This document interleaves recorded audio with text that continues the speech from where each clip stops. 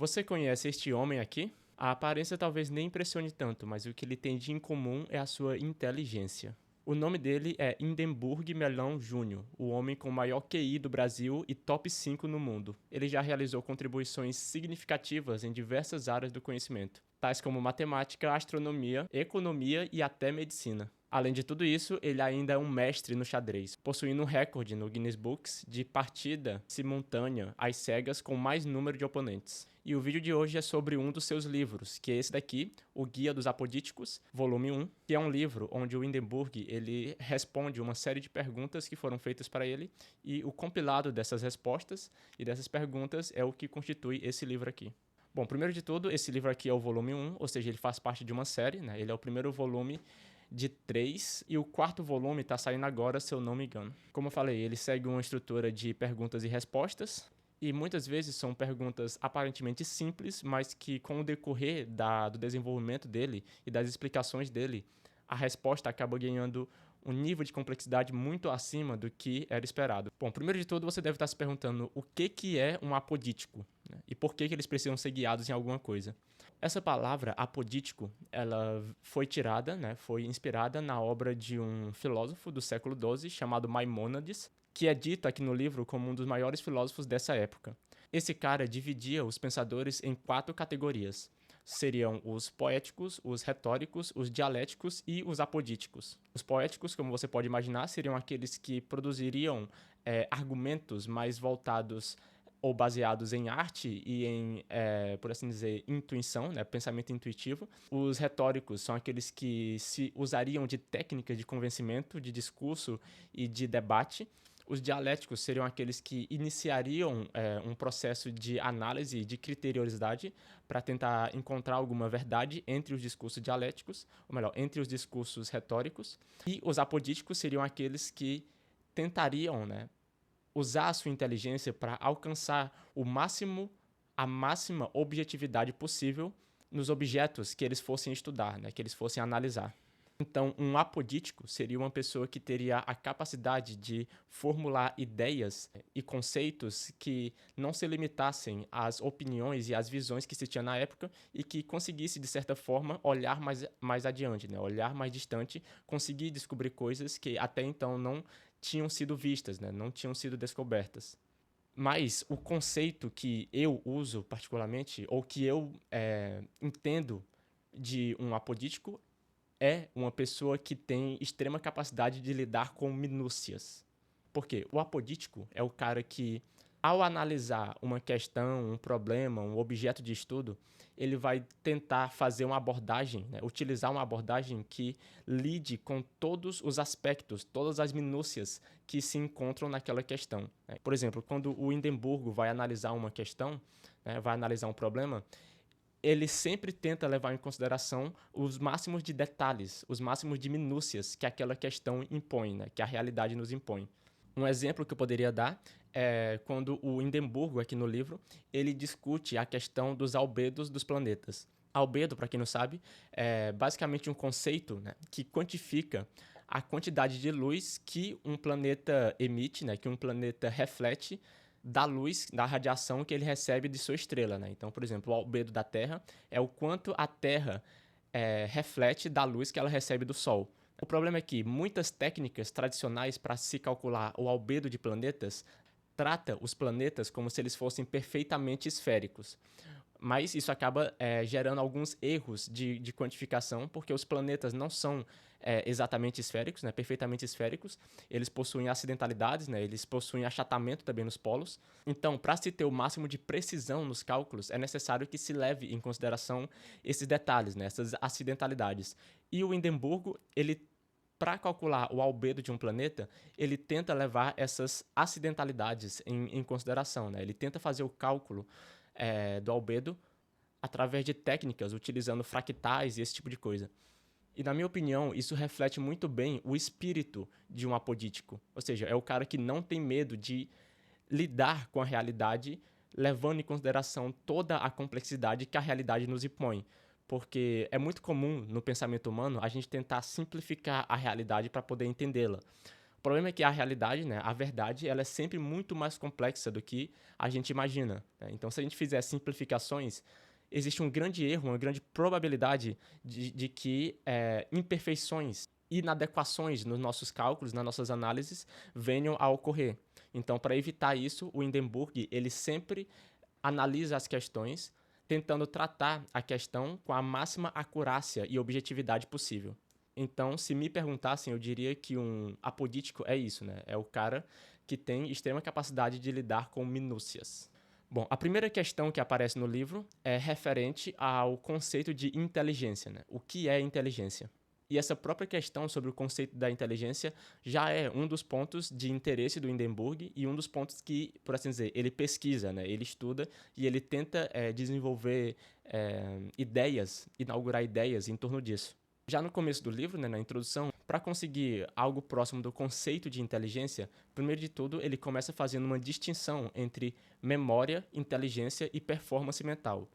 Memória é basicamente a capacidade de armazenamento de dados, né, e de retenção e também de evocação dos dados, mas a principal distinção que é necessário se ter aqui é entre inteligência e performance mental. A maioria dos testes de inteligência que existem por aí, na verdade, testam a performance mental das pessoas. Porque a sua inteligência é algo que você tem de maneira intrínseca, enquanto que a sua performance mental é o quanto você consegue acessar a sua inteligência em determinado momento, né? Tem momentos que você vai conseguir acessar a sua inteligência mais e outros menos, né? Por exemplo, a minha inteligência particular, ela funciona muito melhor de tarde do que de manhã. Eu estudo melhor à tarde, eu produzo melhor à tarde, porque a minha performance mental, ela está mais elevada durante a tarde do que de manhã. E é exatamente esse o conceito que o Hindenburg dá, né, para a performance mental e para a inteligência. A tua inteligência é a máxima capacidade intelectual que você tem. Porém, o teu acesso, por assim dizer, o teu acesso a essa sua capacidade intrínseca intelectual, ela pode variar de momento para momento. Por exemplo, quando você bebe café, né, a sua performance mental aumenta bastante. É como se alguma coisa desbloqueasse aqui na sua mente, no seu cérebro, e você passasse a ter acesso à sua plena capacidade intelectual. Enquanto, por exemplo, se você dormir mal à noite, né, se você dormir mal, você vai ter uma baixa performance mental. É como se a sua inteligência tivesse bloqueada para você. Ela está lá, né, ela está lá no seu cérebro, né, na sua psique, mas você não está tendo acesso a ela devido a uma condição fisiológica momentânea, mas quando você, enfim, quando você dormir, quando você descansar, você vai voltar a ter acesso à sua inteligência. Ou seja, a performance mental, ela ela varia ao longo do tempo, enquanto que a tua inteligência, ela também varia, mas de forma muito mais lenta, né? Porque o Hindenburg, ele defende a opinião de que a inteligência ela pode ser aumentada ao longo do tempo, mas apenas de forma bem gradual, né? E também ao longo de um bom período de tempo, né? E eu concordo plenamente com isso, tá? Eu também acho que inteligência pode ser sim aumentada, né? A gente não nasce com uma determinada inteligência, mas eu acredito que ela pode ser sim aumentada ao longo da vida, mas isso demora tempo, né? Isso leva tempo e leva muito esforço também para você ter um acréscimo autêntico da tua inteligência. E é por isso que ele fala que o melhor teste de QI, né? O melhor teste de inteligência que existe é o Rye Range IQ Test, que é um teste de QI que tem uma duração muito ampla de tempo, né? São vários dias que você tem para responder as perguntas. Ou seja, você pode respondê-las quando a sua performance mental estiver no pico, né? Estiver com a máxima potência. Isso é muito diferente de responder um grande número de questões em pouco tempo. Por exemplo, como seria numa prova de vestibular, ou numa prova da faculdade ou da escola, né? Onde você responde várias questões em um período muito curto de tempo, né? Isso está testando a tua performance mental naquele momento em que você executou a prova, né? Não está testando a tua inteligência propriamente dito. Tanto é que, na hora da prova, pode ser que você não saiba a resposta daquela pergunta, mas quando passa 1 ou 2 dias, a resposta para a pergunta vem até a tua mente, né? Vem até a tua inteligência. Ou seja, a resposta estava ali, né? Você só não estava conseguindo acessar, ou pelo menos a tua mente não tinha tido tempo suficiente para processar a resposta, né? E isso é um perfeito exemplo da diferença entre performance mental e inteligência. E ele dá até um exemplo muito engraçado, envolvendo o matemático Henri Poincaré. Eu acho que ele era filósofo e físico também. Ele era um desses caras que foram várias coisas na vida. E o Poincaré, ele desenvolveu uma teoria para para resolver um problema astronômico chamado problema dos três corpos, né? É um problema que envolve gravitação, né? A trajetória de três corpos no espaço, sendo que cada um altera a rota dos outros, né, devido ao fenômeno da gravitação, né? Esse é um problema extremamente complexo na astronomia, e o Poincaré ele deu contribuições significativas para a resolução desse problema. A questão é que a primeira resolução, entre aspas, que ele deu para esse problema tinha um erro que ele não percebeu de primeira, ele só conseguiu perceber esse erro algum tempo depois, né? Ou seja, por mais que ele tenha errado na primeira tentativa, a inteligência dele foi capaz de detectar esse problema e de montar uma resposta ainda melhor, né? Ele conseguiu gerar uma resposta ainda melhor. A inteligência dele só precisou de mais tempo para fazer isso, né? E, inclusive, parece que o Hindenburg é um grande fã do Poincaré, porque ele cita esse autor em vários momentos do livro. E algo que ele fala também, não de forma tão direta, mas que eu percebo nas entrelinhas e também no comportamento dele, se refere à sinceridade e à coragem na vida intelectual. Muita gente acha que basta você ter uma grande inteligência, né? Basta você ter um alto QI, que você vai entender como as coisas funcionam automaticamente. O que não é bem verdade, né? Muitas vezes na vida intelectual, coragem e sinceridade são muito mais importantes do que a inteligência. Porque se você não tiver essas virtudes, né, virtudes da alma, por assim dizer, você vai acabar deixando com que a sua inteligência, né, se direcione para ideias que não são ideias autênticas, que não são ideias que você tem realmente buscando a realidade, né? Buscando a verdade. Mas são ideias que você tem simplesmente para fazer parte de um grupinho, fazer parte de uma patota, né? Fazer parte de um senso comum, né? De uma ideia comum que está rolando naquele período. E isso é um erro que muitas pessoas cometem, né? E observando o comportamento e as ideias do Hindenburg Mellon Jr., eu vejo que ele tem muita coragem para pensar de forma autêntica e de forma independente, que é uma coisa muito rara hoje em dia, né? É muito raro você ver uma pessoa que realmente pensa com a própria cabeça, que sabe o que é isso, né? E que realmente tem coragem para fazer isso, né? E o Hindenburg é um desses caras. Ele realmente analisa as questões com objetividade, né? Com presteza e buscando a verdade tal como ela é, e não tal como ele quer que ela seja. E como eu falei, essa é uma virtude essencial na vida intelectual. Até porque se tu é um ser humano, né, você já tem um alto QI, né? Se você é um ser humano, você já é uma criatura muito inteligente. A criatura mais inteligente da Terra. Pelo menos até onde a gente sabe. Então, a sua inteligência já é capaz de muita coisa, por você ser um ser humano. Mas, muitas vezes, o que falta entre os intelectuais e entre os pensadores é mais coragem e sinceridade para buscar a verdade, seja lá onde ela os leve, né? Muito bem, agora eu gostaria de analisar alguns trechos do livro, alguns capítulos específicos que eu mais gostei. E só avisando para você que se você quiser ler esse livro, ou se você está lendo, ou se já leu esse livro, você deve ter percebido ou perceberá que ele é um livro bem complexo. Ele não é um livro necessariamente fácil de você ler. Você vai ter que pesquisar alguns termos, vai ter que pesquisar alguns conceitos, algumas técnicas que ele vive citando aqui. Então, você vai ter que ter um certo esforço ativo para conseguir compreender esse livro. Mas se você se dispuser a fazer isso, eu aposto que vai valer muito a pena, tá? E também, né, quase esqueci de falar, se você quiser adquiri-lo, né, o link para você comprá-lo na Amazon vai estar aqui na descrição. E também vai estar lá um link para o canal do Hindenburg, tá? Ele também produz conteúdo no YouTube e o conteúdo dele no YouTube é fantástico também, tá?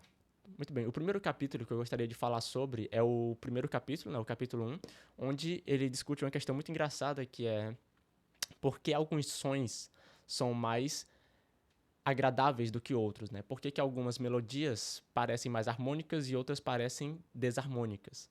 E eu confesso que nesse primeiro capítulo eu até me decepcionei um pouco, tá? Um pouco com a resposta dele, porque não foi uma resposta tão disruptora, né? Não foi uma resposta tão diferente da que um cientista médio daria, né? Por aí. Porque a resposta que ele deu foi baseada em teoria da evolução, né? É uma bela resposta, inclusive, tá? É uma boa resposta, mas Tipo assim, tem outras maneiras de você abordar essa questão, além da maneira evolutiva de fazê-lo. Por exemplo, ele cita que o canto de aves, né, o canto dos pássaros, ele parece bonito aos nossos ouvidos, porque, né, quando nós éramos neandertais, né, lá no começo, se nós morássemos em uma floresta onde tivesse muitos pássaros, isso seria bom para nossa sobrevivência, porque os pássaros, eles avisam quando existem predadores por perto, né? Então, isso seria um bom indício de sobrevivência, né? Um bom mecanismo de sobrevivência para nós, né? Quando nós éramos homens da caverna. Então, foi por isso que a gente acabou desenvolvendo essa sensação de que o som de pássaros, né? O som do canto dos pássaros é algo bonito. No entanto, essa explicação ela tem alguns problemas que o próprio Hindenburg aborda. Por exemplo, por que que, em geral, o ser humano acha bonito o rugido de um leão? Porque se você imaginar, se a gente estivesse numa savana e escutássemos o rugido de um leão, isso seria um mau indicador de sobrevivência, né? Porque existiria um caçador, né, um predador por perto. No entanto, em geral, né, nós seres humanos achamos bonito o som do rugido do leão. Tanto é que muitos carros esportivos, e isso o próprio Hindenburg cita no livro, muitos carros esportivos, né, muitos carros chiques por aí, emitem o som de um rugido de leão quando você destrava ele. E o Hindenburg, ele dá a explicação dizendo que quando nós éramos homens neandertais, né, homens das cavernas, o rugido de um leão, apesar de representar uma ameaça, também representava uma oportunidade, no sentido de que esse leão ele poderia ter deixado alguma carcaça, algum resto de uma presa sua ali por perto, e nós poderíamos nos alimentar dessa carcaça, né, desse resto de comida do leão. Algo parecido com o que fazem as hienas, por exemplo. Então é por isso que, por mais que o rugido de um leão fosse um indicador de perigo, também era um indicador de oportunidade. Mas a forma como eu analisaria essa questão seria uma forma mais levando em consideração a simbologia do negócio. Por quê? Nem tudo no ser humano é instinto. Inclusive, é por isso que a vida humana é tão complexa e complicada, né? Porque os nossos instintos resolvem pouquíssimos problemas nossos, né? A maioria dos nossos problemas não são resolvíveis pelos nossos instintos. Inclusive, os próprios problemas que são abordados aqui, né? Problemas envolvendo física, astronomia, astrofísica, medicina. Esses problemas não podem ser resolvidos através dos nossos instintos, né? Porque nossos problemas são muito mais complexos e evoluídos do que os nossos instintos são capazes de resolver e de lidar. Diferente dos animais, por exemplo. Os animais, eles passam a vida toda guiados pelos seus instintos e eles conseguem viver de boa assim porque os seus problemas são muito primários e muito simples. Ou seja, existe um aspecto no comportamento humano, né, na vida humana, talvez ligado ao neocórtex ou algo do tipo, que não é puramente instintivo. Então, quando a gente vê um leão, a gente também vê um símbolo de uma coisa. Sendo assim, o cara que compra um carro que emite o som de um leão quando é destravado, ele faz aquilo porque o leão é um símbolo de força, de prosperidade, é um símbolo de realeza, né, de coragem, de altivez. Sendo assim, quando o carro emite esse som de leão, é como se o dono do carro tivesse se apropriando do símbolo que é o leão, né, do símbolo leonino. Esse som acaba transmitindo a ideia de força, de realeza, de nobreza, como eu falei. Então aí o cara estaria se apropriando dessa simbologia para si. Então eu explicaria essa questão dos sons da natureza, né? Dos sons, por que alguns sons são mais complexos que outros, são mais belos que outros, são mais harmônicos que outros, não apenas por um lado evolutivo, que com certeza existe também, né? Com certeza a nossa evolução pesa, mas existe um lado mais consciencial no ser humano que encontra beleza nas coisas, não necessariamente porque tenha ali algum lastro evolutivo, mas porque a gente vê as coisas como símbolos. E a gente pode achar esse símbolo belo, né, bonito, altivo, e a gente pode querer se apropriar desse símbolo, né? E a gente acaba achando belo aquele elemento, que no caso aqui são os sons, as harmonias, as melodias, esse tipo de coisa. O capítulo 4 também é bem interessante, ele faz uma crítica ao nosso sistema educacional, ao sistema educacional brasileiro. É um capítulo no qual ele responde por que nós aprendemos Bhaskara, sendo que a maioria das pessoas nunca vai usar isso na vida. E a crítica que ele faz ao movimento educacional é basicamente de que a escola ela não impulsiona o pensamento criativo, né? O pensamento inovador. Né? O tipo de pessoa mais importante que existe na Terra, ou um dos tipos de pessoas mais importantes da Terra, são pessoas que inauguram ideias, são pessoas que geram conhecimento, que criam conhecimento, ou seja, que fazem descobertas, né, que têm ideias inovadoras, que têm ideias que ninguém nunca teve, né, que olham a realidade por um aspecto jamais olhado antes, ou pelo menos não olhado com tanta clareza, porque são a partir dessas pessoas que muitos benefícios nos vêm. O problema é que a escola não se empenha nem um pouco em fortificar, em impulsionar ou em criar esse tipo de pessoa. Ela está mais preocupada em criar trabalhadores, né, que vão receber um protocolo e seguir esse protocolo certinho, de acordo com o que esperam dela, né, e que nunca vai buscar um aprimoramento das coisas, mas vai buscar apenas um emprego ou, enfim, algo que ela possa fazer repetitivo e maçante e que ela tenha pleno domínio, mas que também não traga nenhuma grande inovação e nenhuma forma melhor de ver as coisas e de fazer as coisas. E, de certa forma, essa crítica se repete também no capítulo 9. Né? É um capítulo onde ele fala sobre medicina e sobre psicologia. Né? Ele faz uma crítica a essas áreas, justamente porque nessas áreas, e assim como em várias outras áreas do conhecimento, os profissionais apenas repetem, né, a maneira tradicional de fazer as coisas. E é claro que a maneira tradicional funciona, mas existem maneiras melhores de fazer as coisas, né, que foram descobertas mais recentemente, mas que muitas vezes não são aplicadas por puro comodismo. Né? Os profissionais daquela área se acostumaram a tratar das coisas de determinada maneira, e apesar de já existir novas maneiras, né, maneiras mais eficientes de fazer as coisas, eles ainda continuam utilizando os velhos métodos, que são eficientes, mas não tanto quanto os métodos mais modernos e mais atuais. Né? O capítulo 10 foi o meu capítulo favorito de todos, porque ele responde à questão, né, ele responde a uma pergunta de que se o universo, ou melhor, se o sistema solar já teve algum planeta a mais, além dos que a gente já conhece. Né? E ele não dá uma resposta definitiva, até porque não tem como saber exatamente, porque os cálculos que seriam necessários se fazer para chegar a essa conclusão são muito complexos, então não dá de ter uma certeza, mas alguns modelos indicam que sim, existe uma possibilidade do universo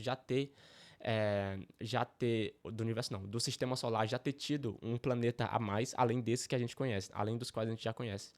Mas não foi isso exatamente que me intrigou ou que me deu um grande insight que me impressionou nesse capítulo. A questão é que ele explica basicamente que o universo é um caos em câmera lenta. Né? Ou pelo menos essa foi a frase que me veio à mente enquanto lia esse capítulo. Né? Eu até anotei ela na minha caderneta.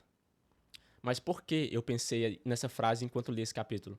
Porque ele explica basicamente que os ciclos do universo, os movimentos do universo, os movimentos do sistema solar, por exemplo, eles são quase plenamente perfeitos, eles são quase plenamente geométricos, mas não absolutamente. Por exemplo, o ciclo dos planetas, eles não são perfeitamente esféricos, eles são elípticos. Ou seja, existe um grau de imperfeição na forma das coisas. Existe um grau de imperfeição na trajetória dos astros, no formato das coisas, na constituição do universo. Parece que existe algo de caos, né? Um percentualzinho de caos. Sabe aquela música do Safadão, né? 99% anjo e 1% vagabundo? Pois é, essa é a mais perfeita descrição do universo. Né? Ou seja, o universo é 99% ordem e 1% caos. E tem um trecho muito da hora aqui no livro, página 113, que ele fala: portanto, quando se considera no nível de precisão de 6 a 7 algarismos, isto é, 99,9999%, as coisas parecem razoavelmente estáveis e cíclicas. Mas, quando se mede os períodos e as distâncias com maior precisão e acurácia, começa-se a perceber que os ciclos não são perfeitamente regulares. Há pequenas variações que parecem periódicas, mas quando se aprimora ainda mais a acurácia e a precisão, percebe-se que essas variações também não são periódicas, e em última instância existe um caos de imprevisibilidade nas medições. Ele fala isso porque, como eu falei, em toda a trajetória do universo existe um certo grau de imperfeição. Por exemplo, a Terra, ela gira em torno do próprio eixo, né? Mas a questão é que o próprio eixo da Terra também está girando, né? Num fenômeno que se chama precessão dos equinócios, né? Esse fenômeno faz com que o eixo da Terra também tenha um movimento mais ou menos próximo desse. E aí, ao longo de milhões de anos, né, ao longo de milhares de anos, perdão, o eixo da Terra faz como que um giro completo. E a questão é que esse giro, ele não é plenamente periódico, né? Ele não tem um período exato, né? Ele tem variações na sua velocidade e essas variações têm um certo grau de aleatoriedade. E esse fenômeno, ao longo do tempo, fará com que o dia dos solstícios e dos equinócios acabe se alterando ao longo do tempo. Mas, como eu falei, né, para que esse giro do eixo da Terra aconteça integralmente, né, demora cerca de 26 mil anos. Né?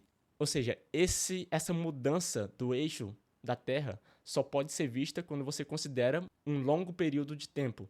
É por isso que eu pensei, né, que o universo é um caos em câmera lenta, porque o grau de caoticidade que existe no universo só pode ser percebido ao longo de milhares de anos, porque ele vai se acumulando, né, essa variação, essa dualidade nas coisas vai se acumulando de pouquinho em pouquinho e ela só aparece plenamente, ela só se torna visível realmente quando você considera um grande período de tempo.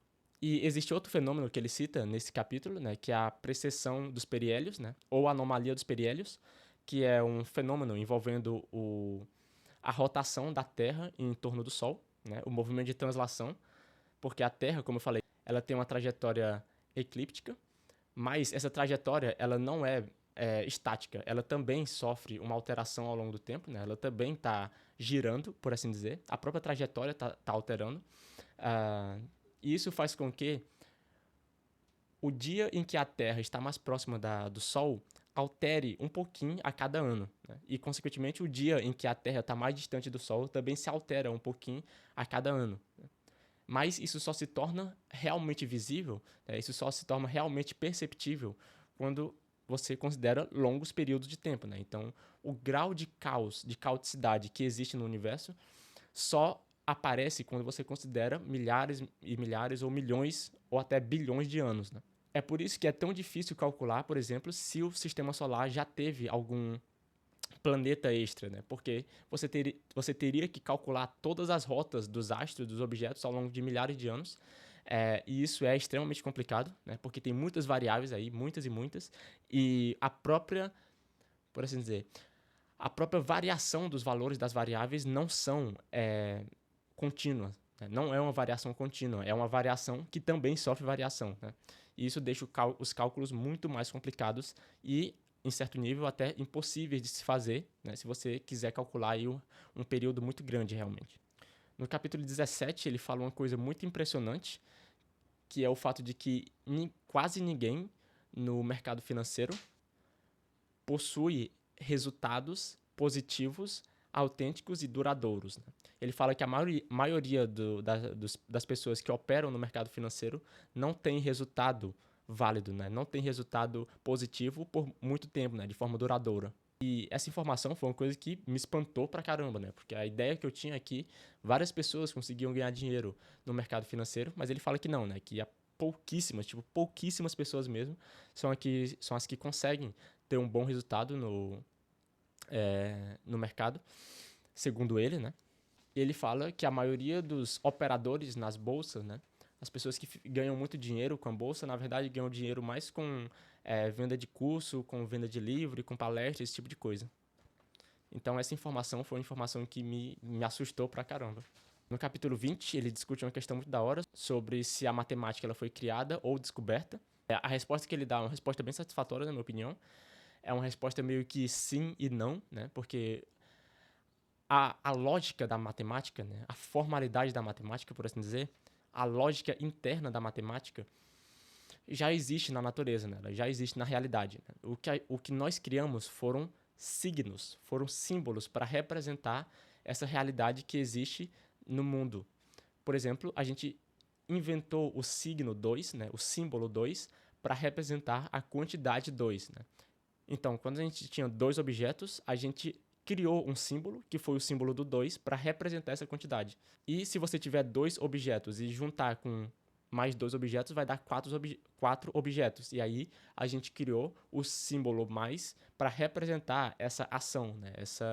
Esse feito. Né? Então, a matemática e todas as ciências, na verdade, né? A música também é assim, ela está presente na realidade, mas a gente, de certa forma, inventou forma de representá-la, né? E inventou técnicas de descobrir o que tem mais a fundo ainda na realidade. O capítulo 21 é o capítulo mais longo do livro, que ele discute uma questão que a princípio parece extremamente trivial, né, que é a questão de qual é o planeta mais quente do sistema solar.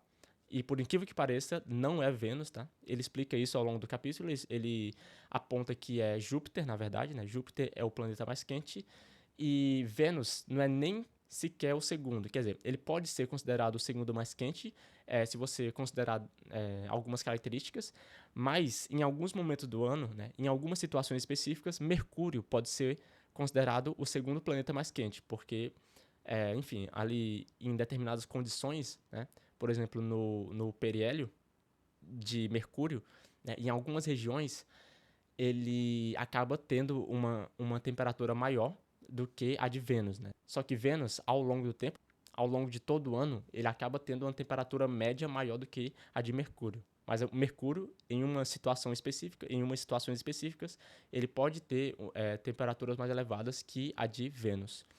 E esse capítulo é muito interessante porque ele faz uma crítica à forma como a ciência é promulgada e é divulgada hoje em dia. Porque realmente a maneira como a ciência é transmitida hoje em dia, ela se tornou meio que, em alguns casos, se torna meio que uma religião para a pessoa, ou em outros casos se torna uma forma de a pessoa se sentir inteligente. Isso acontece bastante hoje em dia. E ele até cita no capítulo, né, uma revista muito grande, né, uma revista aí com milhões de acessos, milhões de usuários, que transmitia essa informação de que Vênus é o planeta mais quente, quando na verdade não é. Essas informações elas são passadas de maneira assim totalmente sem análise, né? Tipo, o cara simplesmente leu em algum lugar, ouviu falar, e ouviu falar por aí, né, em diversos lugares, que Vênus é o planeta mais quente e simplesmente passou isso para frente sem nem analisar, sem nem pesquisar, sem nem estudar direito, né? Porque Júpiter, ele não só é mais quente que Vênus, mas ele é muito mais quente que Vênus, tipo, muito mesmo. E no livro, especificamente, ele explica por que isso acontece, né? Os motivos físicos, químicos do porquê isso acontece.